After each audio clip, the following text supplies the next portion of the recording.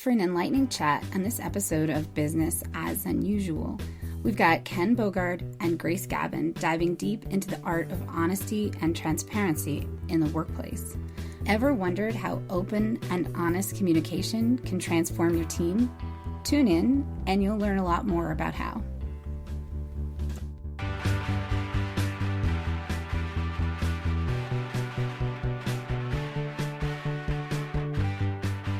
Business as Unusual is a thought-provoking podcast that explores the innovative strategies, disruptive ideas, and unconventional practices driving successful leaders and companies in the ever-evolving world of modern business.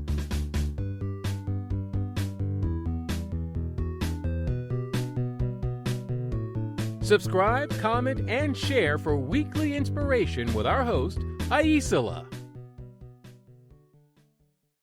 Hi, welcome to Business as Unusual. This is Ken Bogard and Grace Gavin here to talk about no honesty. And there's a little homophone there for you. Welcome to the show. Thanks so much for having us. Awesome. This is going to be a complete match, Aicila. Yes, this is good. Already got good vibes. Looking forward to it. Me too. We were talking about how to talk with three people, which I appreciate the overview there for you guys, because sometimes with the podcast we can get so excited we don't know if you can understand what we're saying. And I was talking about my other podcast, Bicurean, and the ways in which I love talking about those hot topics but making them more approachable, getting past the rhetoric and the reaction to actually have a conversation. And Grace said, let's talk about that. So I'm like, all right, well, we'll just start recording. So what were your thoughts?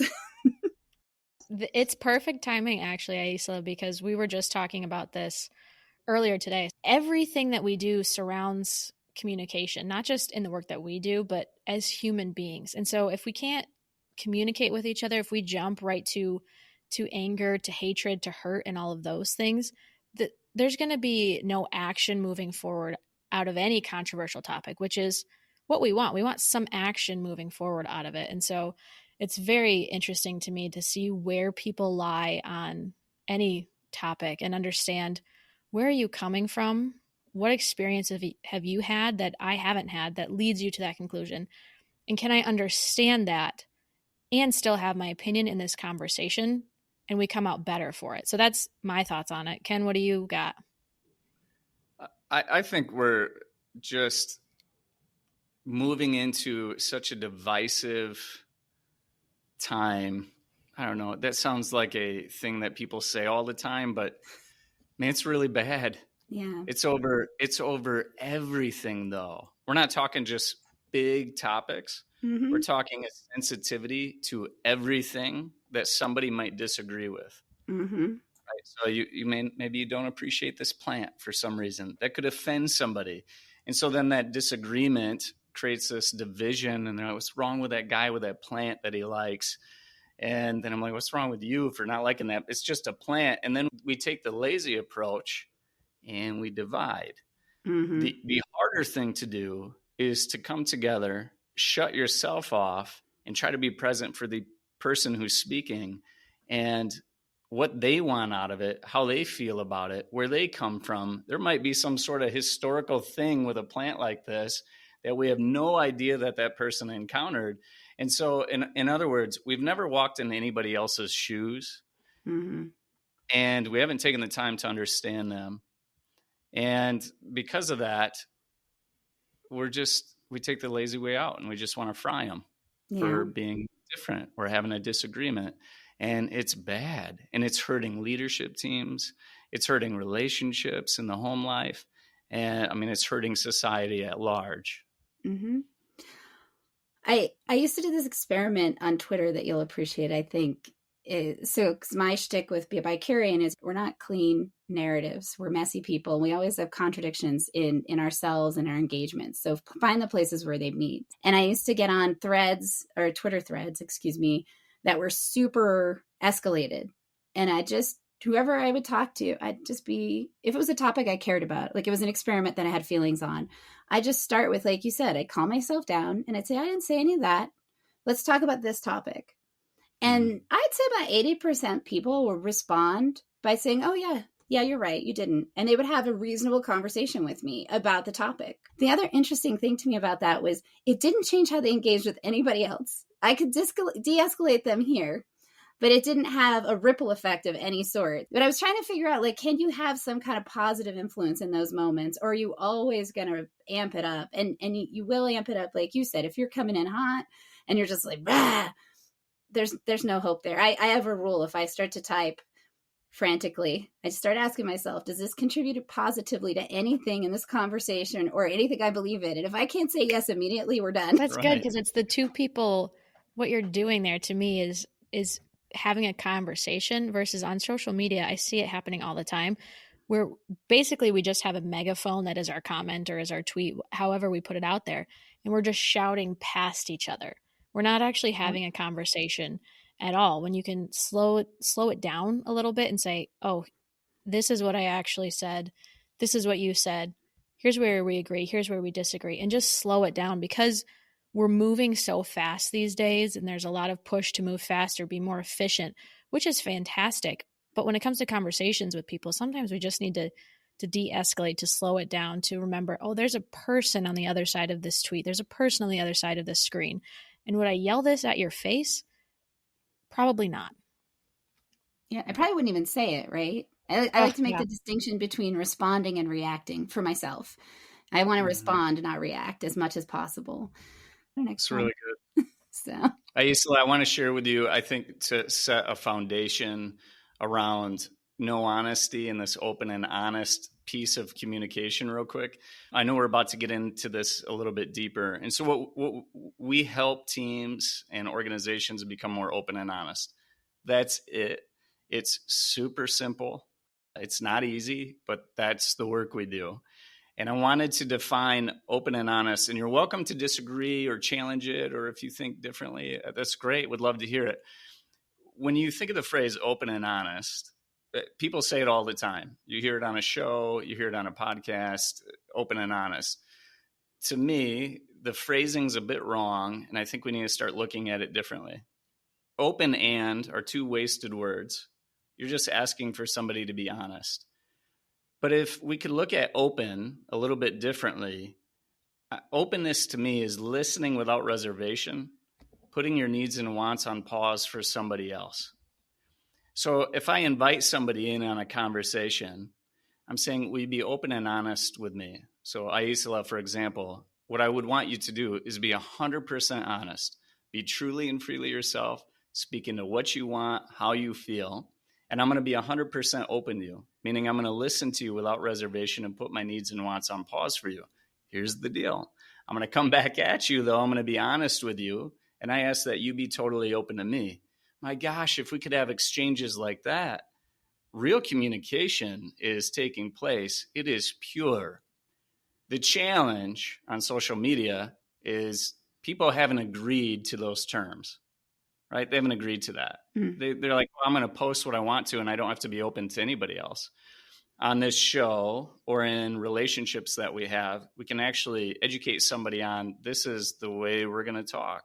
And this is how I'm going to help you have freedom in whatever you want to say and give you the space to have it.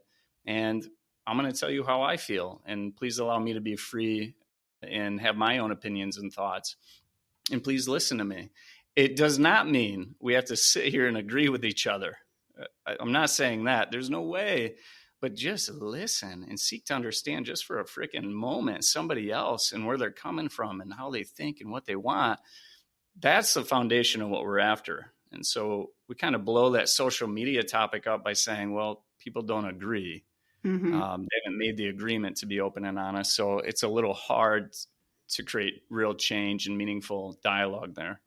Yeah, I think that's really true. The other question I have, just to flesh that out a little bit, is you primarily work with corporate teams, or who do you tend to work with? And you focus primarily on communication, or can you give a little more of those details? Yeah, we're working with small businesses, nonprofits, and that can be anywhere from, 10 to 250 employees. So small to not so small at that point. And it's really focused on the internal communication of the team. How are we going to operate together? here's what we're doing. We're going to be open and we're going to be honest. And that's how we're going to move forward in every conversation that we have, because that's where you're getting a ton of clarity. And I see it happening with clients all the time where they're like, okay, I can actually walk into this conversation. Maybe it's with my boss, and my boss knows what it means to be open and honest. So I know if I start it out and I say, hey, I want you to be open to what I'm about to say, my honesty, how much better of a conversation? What are you going to uncover in that? Because that's the norm of communication. Whereas otherwise, we're just kind of floating out there and we're not fully trusting that somebody else is really going to hear what we're saying, or they're going to take it in a certain way and color it with their own understandings and things like that, rather than coming back to curiosity, coming back to being open and honest. And this is what we're going to do day in and day out. And it's just amazing to see how much faster a team moves. It takes a little bit to set that foundation of, okay, be open and honest. But then when you got that in place, it's like the floodgates open. I own a EOS franchise as well. Okay. So I've been helping leadership teams run on EOS for it's almost 8 years now. And about 5.5 years ago or so, I saw these healthy rules on a wall. And one of the healthy rules was be open and honest. 5.5 years ago, it slammed me in the face. And I'm like, my gosh, that is what my team is missing. Mm-hmm. Like, we can give them all the framework. We can give them all the business acumen to be dangerous in their organization, get things done. But if they cannot be open and honest, all of it's a waste of time. None of the tools work. The conversation is a waste. And so what I discovered about 5.5 years ago was that if I can't get my leadership teams to be that, this is not going to work. And so I push heavy on that. And of course, out of this has been born this whole no honesty side of things, and this push to get people to be more open and honest with one another. Mm-hmm. And the teams that I just, when I reflect on the companies I've worked with, the teams that have really agreed to that, they're ready to be honest, and you're working with type A's all over the place. But when they crack the code on openness and they really realize that they have to listen to their team members without reservation and calm themselves and quit trying to drive everything home and begin to trust their whole team, do they move fast? I mean, now they're humming. And so the teams that are more open and honest are navigating issues easier. They're bringing things up with confidence at the table, where just everything just goes faster and without it feeling fast, which I think is a pretty good feeling. That is, having worked at some grassroots nonprofits with large volunteer and underpaid teams, I could tell you that I used to say I'm conflict avoidant, but I am not. I'm crisis avoidant, because for me, conflict avoidant was I notice the problem and I bring it up. And I say, hey, I can see we might not have enough people to manage this. So what do we need to do to figure out how to take care of what you're doing? And my friends were like, no, that's not conflict avoidant. I'm like, well, it's I'm crisis avoidant, because when we get to the problem and it's like you're moving fast and everything's a mess, I hate that feeling. So I want to do it here. And like you said, build that trust, learn how my team communicated. And I found that it reduced the stress and the chaos that was within our control. Because there's a whole bunch of stress and chaos. It's just part of business and part of life and part of organizing. You don't get away from that. However, there's a lot of optional stress and chaos that you can reduce. And I feel like what you're talking about is one of what I experience as being one of the most effective ways to reduce it. Awesome. Yeah, absolutely. Because the teams that we're working with, they're dealing with big problems. And if they can't figure out how to talk about them and be in tough conversations with each other, it just gets so much harder. It's like walking through mud rather than running together is the analogy I would use for that. Yeah, that makes sense. What would you say success is for you, either with a team or in this overall company and project, or both? Well, I'll give you our mission. It's to change how the world communicates. So that means everybody knows what it means to be open and honest. Everybody is on their pursuit of working towards it, because these are muscles. These are skills we're helping people build. And to do that, you got to work on them. You got to go into conversations and practice being open, practice being honest, to be able to do that day in and day out. And so, yeah, it's getting this education, this knowledge in the hands of the world. Mm-hmm. Isn't that crazy and big and huge and awesome? Mm-hmm. You know, I mean, we're after it. Our job will never be finished. You know, we'll die trying to get this world to communicate differently. And I mean, it's a blessing to be able to work with Grace because she totally gets it. And I feel like I get her, and I believe vice versa. You can affirm that or not, Grace. But yeah, absolutely. Suddenly the truth is revealed. Yeah, that could have gone somewhere else. But I think there's also like smaller wins and successes that like just keep us going and knowing that our work is validated. So for example, we have an assessment and it measures your honesty and your openness. And an average that we have is 66% honesty amongst the whole population that has taken it. So 66% honesty, meaning 34% of it is what? Fake you, somebody else. It's not truly and freely you. And I don't think too many people in the world want to be that. It's just where we're at. And it's almost like we haven't been taught how important it is to be honest, right? Not in schools, not in high school, not in college, and certainly not at organizations where a lot of these organizations want you to be sheep or don't see the value in it yet. They will. And so we're trying to get people to be on their pursuit of 100% honesty. And then there's openness, which is 62% on average, 62% open. So the 38% that we're missing is this wall, this divisive wall that's between me and everybody else and their differences and disagreements. And so we're trying to eliminate that wall so we can all do better together. But like a little success, it happened the other day. Grace was running a workshop. I can't expose who it was, but this individual was very quiet, didn't seem to be real confident in their stuff. And then the leader, who wasn't in the room, called me to say, what did you do to this person? He's a whole different man. He's changed. He brought his fire, his full self, really contributed to the meeting in a big way. And that was right after the workshop. And so when you get stories like that, they just compound and we hear it all the time. I mean, that's the stuff that keeps us going. And if we can just get that in the hands of everybody so they can experience that same thing. So think about that person who had low confidence, that they weren't being truly and freely themselves and they were struggling. They were definitely not bringing their full value to the organization. And then they get into that meeting and they're like, here's how I see it. Here's what needs to change. Here's what I see as an issue. How productive they become just by being truly and freely themselves. And so we're stifling our own people and our own productivity and our efficiency by not really embracing how important open and honest is for an entire ecosystem and an organization. Mm-hmm. That's what we're after.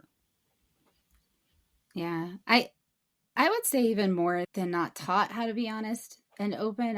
I feel like there's a lot of information that sort of encourages us to shrink ourselves and to hide and in different ways. Like I think a lot about the whole concept of being professional. And I do think that there are boundaries. I think that's important. And if something's happening, you're still a person. Like if your parent is dying and you go to work, that's still happening to you. So you to be quote unquote professional and pretend that it's not there is a little bit dehumanizing. And so I feel like that what you're talking about, I think it's really great to also give the whole team some language for that. So people can actually be present and acknowledge, like, I'm dealing with something and I'm here. We don't have to talk about it or have a big kumbaya fest or anything like that, but being able to show up in yourself as a person, because that's actually who we are. I think there's the places that I've seen do it, they not only do seem to do better at business, they seem to also just do better at retention and cohesion and all those kinds of things. 100%. Observationally. Yeah. So you've seen that as well. Probably have different levels of experience. So yeah, most definitely. We had that happen just a few years ago, Ken and I having a conversation. My dad had passed away, and I think it was probably 2-3 weeks later, we were in a meeting. I had gone through my bereavement period time and away from the business. And then we had a conversation right before a meeting. Ken said, hey, just where are you at? I feel like you're not fully here, fully present. I said, my dad just died 3 weeks ago. And I want to be here. I want to work. I want to continue to push this business forward.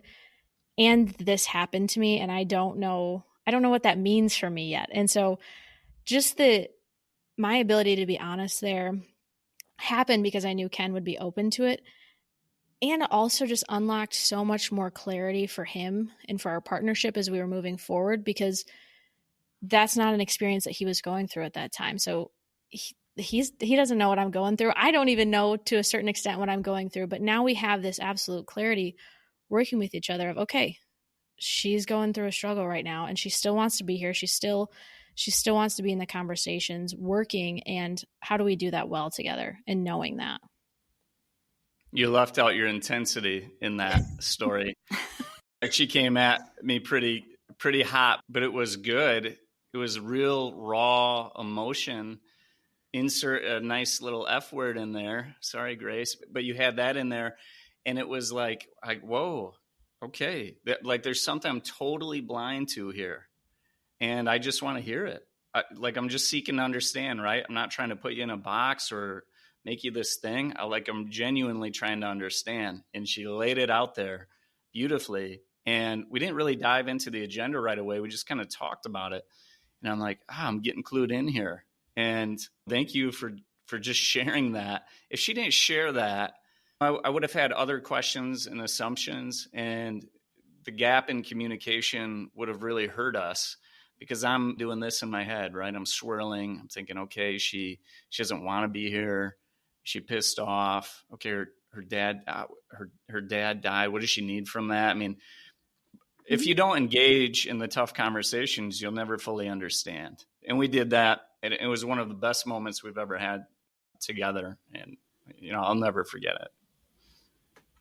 Thank you for sharing that. And I also appreciate you naming that as a tough conversation, because I feel like sometimes people hear the word tough conversation and they think about, I don't know, something a little more kind of political. And I think the personal ones are equally important in understanding how that moves.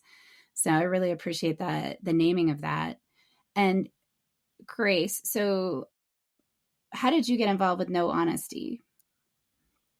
Yeah, it's kind of just a crazy story where I had been working at a daycare for a couple of years, and then one day in comes Ken and his wife Aicila, and they're bringing in their little 3-month-old baby Mila, and I ended up being her primary care teacher. And during that time I was kind of dipping my toes into entrepreneurship, and Ken was in that world, and so I was asking him all kinds of questions of, how do I do this? What do you think? And all these questions. And then at some point, he had gotten to the point in his EOS practice where he needed an executive assistant, and reached out to me and said, hey, do you want to come work with me? I was like, okay, this sounds like a very interesting, great opportunity, and just kept saying yes, kept taking on more, kept pushing for more strategic roles and responsibilities and things like that. And to then, that was almost 6 years ago, Ken. Can you believe that? It's almost 6 years. And to now have gone from that point of being EA part-time to now being business partners, co-founders, and in on No Honesty. It's very interesting to see a non-traditional path, but I don't see how it could have worked out any other way. Grace has no ceiling. Yeah, I believe it. The potential is just, it's insane. Man, I couldn't ask for a better partner. Grace and I have open and honest down to a T. And I hope that we can model that we have some of the most beautiful disagreements and challenges. And she's like, well, Ken, I don't think that's appropriate, and here's why.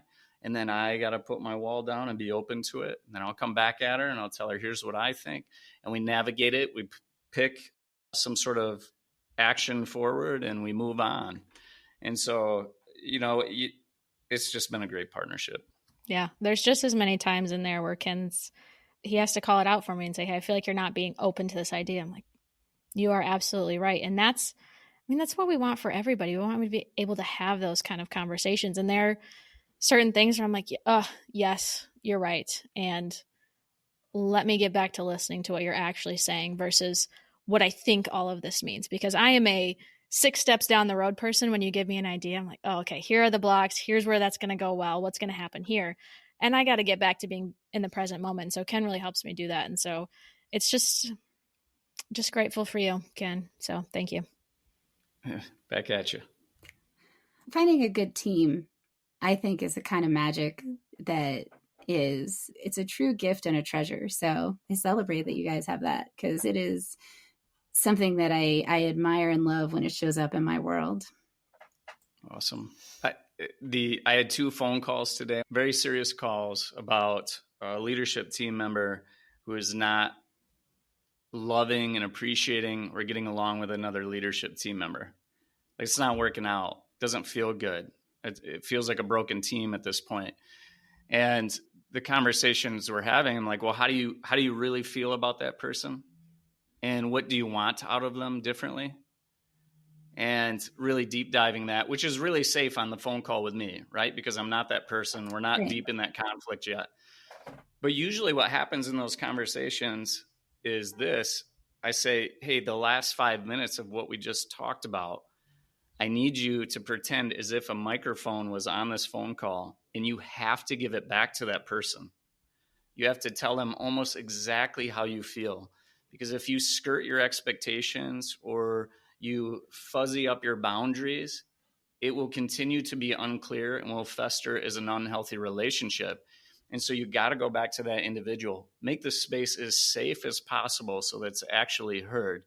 But then you also have to receive any feedback from that individual too, because we can't assume we got it all right. And so it's tricky. And sometimes, hey, it's not going to work out.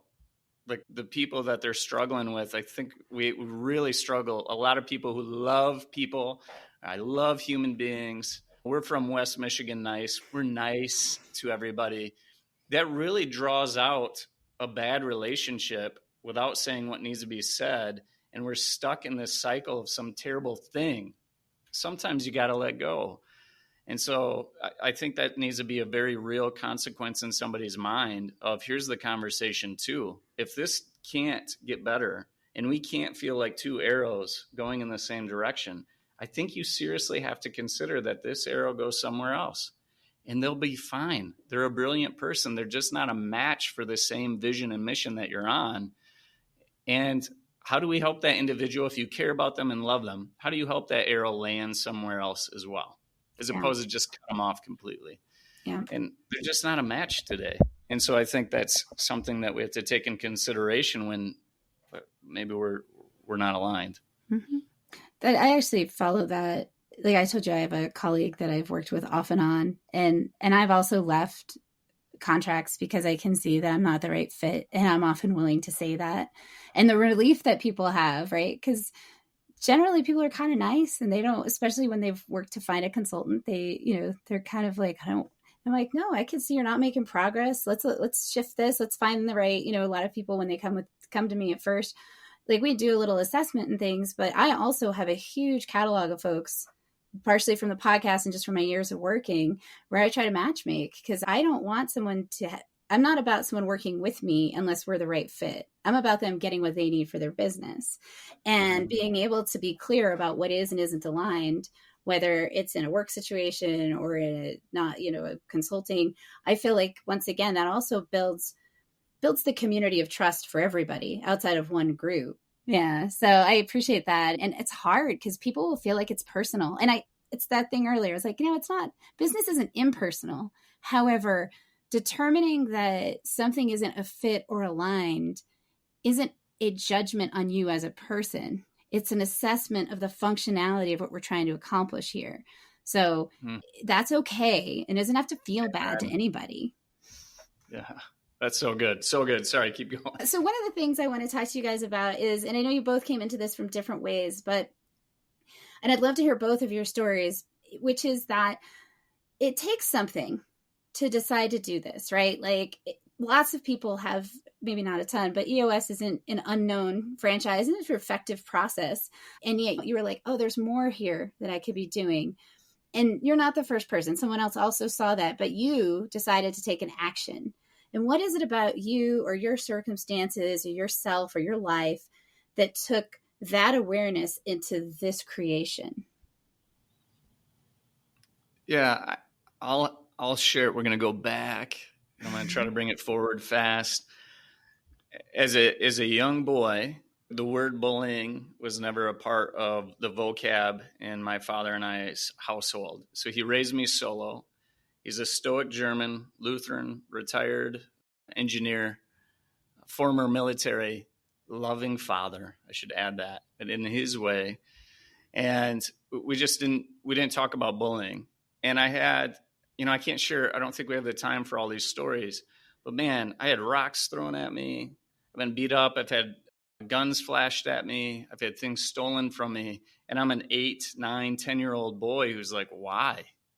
I don't know any of you people. I don't know why this is happening to me. And there's no real good dialogue happening at home to try to understand it. Well, what it did to me as a young man is it crushed my self-worth, right? It crushes you when people are just against you and you don't even understand why. Like try to have stamina over top of that as an 8, 9, 10-year-old child. It's nearly impossible. And so I was always listening. I was really open, but I was never real honest. I wasn't confident to be who I was and what I liked. And I didn't think my opinions mattered. So it really jacked me up. And I didn't really realize that until many years later. And then I grew into a young man, semi-decent education, semi-decent looks. I'm a teenage boy. I'm starting to feel myself like, okay, I got this. And I'm never going to let that happen to me again. And then I turn into a monster, Aicila. My ego takes over. I'm honest to a fault. I'm brutally honest.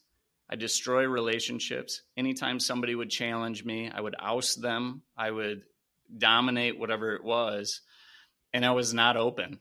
And so the pendulum swings, right? So here I am struggling with self-worth as a young boy, open, not honest. And then I come over here and I'm honest, but not open. And what I learned, I got into my early 20s, it's one of the loneliest places you could ever be. And a lot of entrepreneurs act from that space still, where they just say whatever they want to say and they're not open for whatever reason. There's thousands of different reasons that they're not open. But thank God in my young 20s, I started realizing, my gosh, this is the emptiest thing. Like I'm trying to design a world for one, not for 8 billion people. And it changed. And I prayed, and that changed the trajectory of my life, prayed harder than I've ever prayed in my life. And I let something in, not someone in particular, but something. And it really changed everything. And I look back at that experience and I'm like, this is why I'm like neurotic about this. Yeah. It's because I'm watching these relationships get ripped apart because somebody just filleted somebody with their words and don't realize that they're now no longer open to them, and a relationship can't be fostered from this. Or I see somebody who lacks self-worth and I'm like, oh my gosh, you're an awesome human being. And so I empathize with them. And so I'm just seeing these two sides and I'm like, I can help. I've been there. I get it. And then when I saw it in the session room about 5.5 years ago, I'm like, this is it. And that's why I'm crazy about it today. Thank you. Thank you for sharing that. And what about you, Grace? You go from EA, primary care for a young child, which I have to say, you do have to kind of be both open and honest to be effective in that world. So 100%. I like to say that teaching a 3-year-old to a 30-year-old to a 50-year-old is very similar skills. We're still working on communicating, even as we are adults in our lives. I grew up as the youngest of 8 kids on a dairy farm. And so you can imagine there's a lot of communication going on in my house, but not a lot of honest communication, not calling out what's really happening.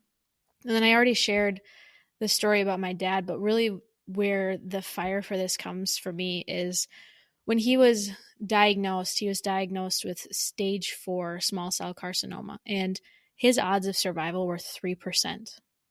3% at where he was in the diagnosis. And he chose to, and we chose to go through the entire process of chemo and all of the different drugs and all of the things, but nobody in my family would talk about the survival rate. And I think all of us were kind of questioning, and it was going around in whispers of, is this really the right thing? Is this how we're really going to spend the last, what ended up being 5 months with my dad? This is how we're going to spend it, going to chemo, different doctor's appointments all the times, fighting it when there's a 3% chance of survival. And what could we have done differently? I can't answer that question now, but nobody would say that out loud. Nobody would say it loud enough for us to make a different decision. And I really regret it. And I wonder about what could have been different for that, and what stories could I have heard from my dad, and what could I have learned from him, especially stepping more into my journey of entrepreneurship. He was a dairy farmer. That's what he did his whole life. He was an entrepreneur. And I have so many questions, and I don't get to ask those now because we didn't have those conversations. And then to see that happen, I was 22 years old, and to just see this once giant of a man no longer be on this earth, and just being so absolutely clear. It's clearer than anything else for me that we have this one life. And I don't want anybody to spend it not being honest, not being truly in for themselves, because I think that would be a waste, not only for them, but for our entire world, because there's magic contained within individuals. And I want everybody to be able to live that out and to help contribute to make the world a better place. And that's what we're doing. And that's why I'm so passionate about it. Oh, thank you. I really appreciate you guys both sharing such personal and powerful stories. Thank you. You're welcome. It's like you to put yourself out there a little bit, and it's valuable, because there's somebody listening to this that went through that, and they're going to hear this and they're going to go do something different because they're like, shit, you're right. Yeah. Like, I got to change this. Exactly. There's more stories like that and different ones in our book. And Ken and I have had conversations talking about, are we really going to share this with the world? And the answer is yes, because it's going to help somebody. If it helps one person, somebody hearing that story, and they think, oh, yes, I'm going to make a change today. I'm going to go have that conversation. I'm going to create a deeper relationship. I'm going to work on my teams being more open and honest. Then yeah, absolutely. It's worth sharing that. Yeah. I like to say, if you're not living, you're dying. So I'm going to work on living. Guys, I've watched people in my family, and I'm like, yep, those guys are living, and I like that one better. So that's what I'm going to do. Right. Do you have advice that you've received, either or both of you, that has influenced the way you approach your work that you can share? Yeah, Ken, you want to jump in and start? Advice. Well, there's a lot in there. I think I'd like to share, man, it just seems like a love fest about how we're talking to Grace. But I consider Grace a mentor to me. And there's a clear, we're different ages. We have different thoughts on life and views. But Grace just challenges me in ways that I'm like, I wish everybody had that in their life. And says things without fear. We talked when she first joined me. I'm like open and honest. I said it way too many times in a week. And she's, this guy's a little bit of a whack job. And then I think she started realizing like, no, this is awesome. This is what work should be. And so I don't know if it's advice so much as like seek hard to get your relationships to that point, or find one that will give you that gift or that benefit. Mm-hmm. I think that for me, in kind of a roundabout way to get to your question, I think people need to seek that out. It's a powerful thing. And I do think this is why sometimes people hire executive coaches. Yeah. Because they don't really have this in their life.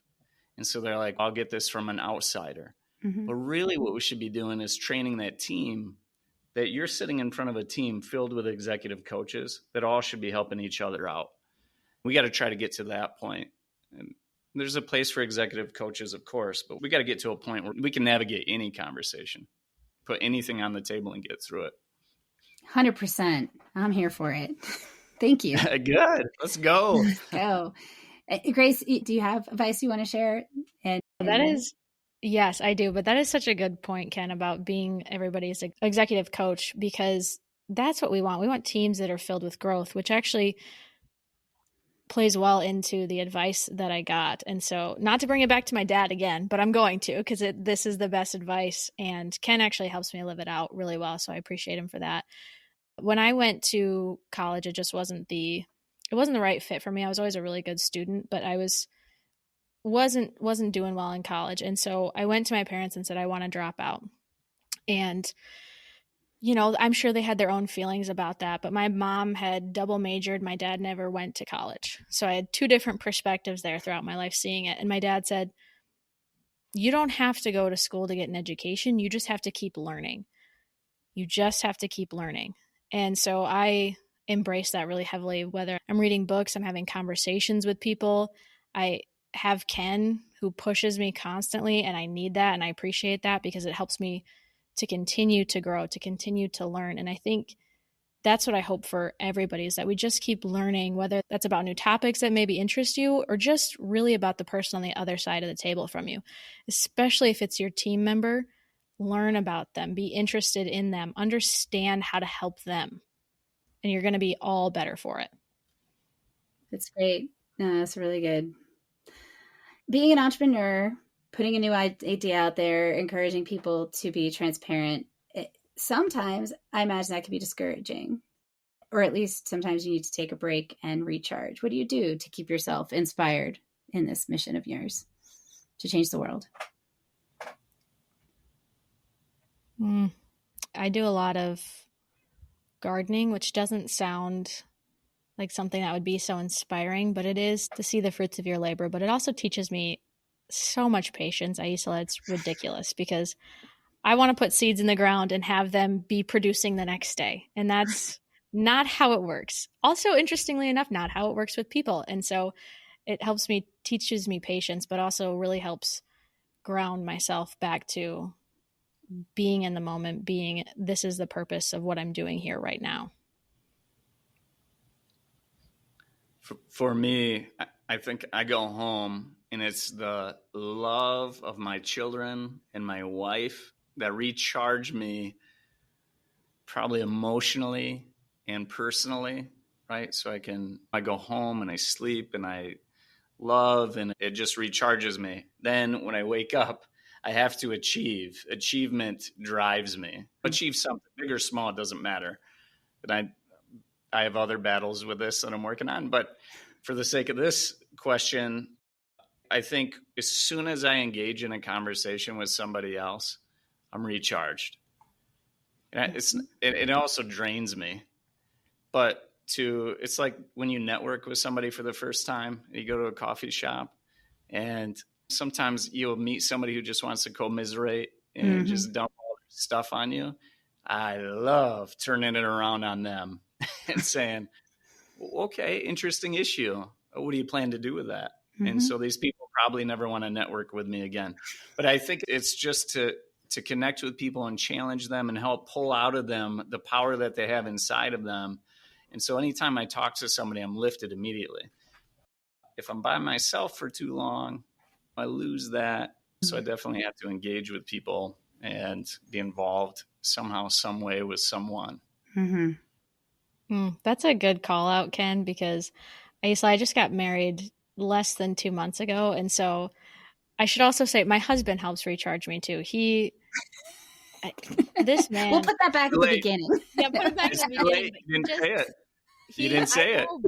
But he just believes in me so fully in just a way that I'm like, are you crazy? But he does, and he's there to, when I have a tough conversation or somebody says no to not wanting to work with us, he's there to bring me back up and to say, you'll get the next one. I'm like, this is amazing. And sometimes if it's a really rough day, rough week, he'll buy me flowers. And so that's really nice. I've got some sitting on my counter right now, actually. That and the gardening, that helps too. So one of the things that I wanted to get to and we didn't start with was you talk about navigating transparency. And I feel like that's a word, much like unprecedented, that is used a lot and doesn't necessarily have the impact that it could. So would you take a minute just to talk about, when you talk about transparency, what that means? Transparency to me, I think we got a lot of big buzzwords that make navigating communication too difficult. Like Power of Vulnerability by Brene Brown is great. But then you think about the word vulnerability, it's just big. and tends to go over some people's heads a little bit. And psychological safety comes to mind. But it's a big one to tackle for some people. And I'm thinking we're just trying to distill it down and make it really simple. I think open and honest is transparency. You just be you, Aicila, like I'm learning you, right? I'm growing to love and appreciate the work you do and how you go about it by just being open to who you are and everything you believe in and your opinions. And then in return, hopefully, I'm creating a space where you're feeling really comfortable being yourself, and in turn, creating transparency between each other. And then in larger ecosystems in an organization, it's hard to be transparent for some organizations because they have huge historical baggage of not being transparent. And so you can't just go 100 miles an hour. Here's all this stuff. Here you go. Because the organization hasn't been trained on some of the things. They'll speculate on different things. We haven't created a safe space. We haven't showed them why it's important that we are sharing what we share.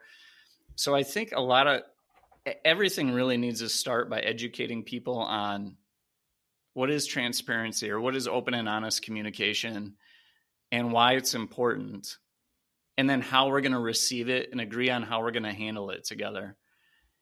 Because in my I'm thinking of a company that's been around for hundreds of years. They haven't been transparent about anything. It would be a shock to the system to all of a sudden come out and be transparent on certain things, conflict topics, cash, profit, whatever. And so we have to just slowly work towards transparency and take some baby steps of just showing all the cards. Let's just show a few cards at a time, explain why, become better teachers as to why we're showing you this and why it matters for you and your role in your life. And so transparency is a little bit, I don't know, maybe it's not that big for people, but to me, it's a little bit big. And I'm like, let's just dumb it down to say what we need to say. And then I'm asking everybody to listen without reservation to it and be open to it. But then go ahead and push back, challenge it, and we'll be open to it. And so it's cyclical. I like that. Yeah. And I think the real question there, you're getting to the root of it, Ken, is why? So we talk about transparency as being a good thing. It's what we want. We want transparent organizations. We want people to be transparent. Why? What is the purpose of this? Is it going to drive us closer to our goal and to our objective? The answer there is probably yes, but help people understand why. And what are we being transparent about? Are we ideally bringing our full selves to work, right? That's a level of transparency, but understanding how do we do that and why are we doing that? Not just to walk into it and say, we're going to be transparent here. Here's why. Help people understand, build context for them. Because then when you build context for people and they understand, they're buying in more. And then you're going to get actual transparency rather than semi-transparent, semi-translucent. And then what do we do with that? Then we're losing clarity again. And then it's a problem. And I want to throw an asterisk on it if I could. Yeah. This feels like the legal disclaimer. Here it comes. There are HR issues that you can't get around. That's going to hurt some level of transparency and open and honest. It's the world we live in. There's no getting around it. And HRs should be designed to help us and protect us when things are unsafe. And so there's HR. It's just the world we live in. Then there's also legal issues. And you're not going to get around the legal system. And so you have to keep those two things in mind as you go through this. And I want to bring something full circle. You shared something in the beginning around this professionalism piece, or being a professional and what that means. And I viewed this one a little bit differently because in the work we do in the assessment, we have work life and then we have personal life. And it measures how open and honest you are in both. What's different between professional life and personal life is that in your professional life, you are achieving, you are going after goals, you are putting and I believe whatever you want to, your God-given talents to work, to produce something. And so there you are, you're producing, and that's your professional life. Now, your personal life is not the same as your professional life when you're watching the halftime show of a basketball game or whatever. It's just very different. They're modes, right? They're modes we turn on. And so now I go to my professional life and I go achieve. And something that's easier about open and honest in our professional lives is that generally speaking, there's very similar goals there. In our personal lives, when you open the door to everyone in it, we don't have to share the same goals. So there lies in a lot of the conflict that takes place in our personal lives. Mm-hmm. And that's a useful distinction. So for folks that are listening and they want to learn more, follow you, get in touch, I'll put things in the show notes, of course, but if there's something you want to highlight or draw attention to. Yeah, definitely. I think, well, first off, the book around all of the things that we've been talking about today is called No Honesty, and it's going to be releasing October 18th. So there's a little bit of a wait time there yet to get to that. But what I would highly encourage people to do is to just go take the assessment. That's our Pursuit of Honesty assessment. It's on our website, nohonesty.com/assessment. But the reason to take it is to just get the numbers and to understand where you currently stand when it comes to your ability to deliver and to receive real communication. We're talking about a lot about transparency, clarity, all of those things happening. Nothing's more clear than having numbers on a piece of paper and understanding where you currently stand. And then if you want to take it to the next level, invite somebody else in your life, whether that's a team member or a close friend, to take it with you and have that conversation of what blocks you from being 100% honest. Okay, that's interesting. What blocks you from being 100% open? Here's what blocks me in these things. And having that conversation to start it, right there, you're beginning to deepen and create a real relationship because of a conversation that you're having. Yeah. I'm going to take it. I've already opened it up. Didn't give myself enough time. So I'm going to do that today because I love it. It's fantastic information to have. And thank you so much for joining me today. I really appreciate both of you and what you're up to. Awesome. Thank you so much. This was such a fun conversation. Thanks. All right. See everybody next week.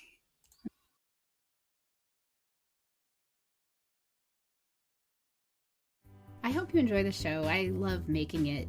If you did enjoy it, consider hopping over to the review portion of the platform you listen on and letting other people know about it. Or share the episode or the entire show with a friend or subscribe to the show. Definitely reach out, get on my newsletter, follow me on social media, and let me know what you like, what you don't like, and what you'd like to see in the future. Well, we love our guests.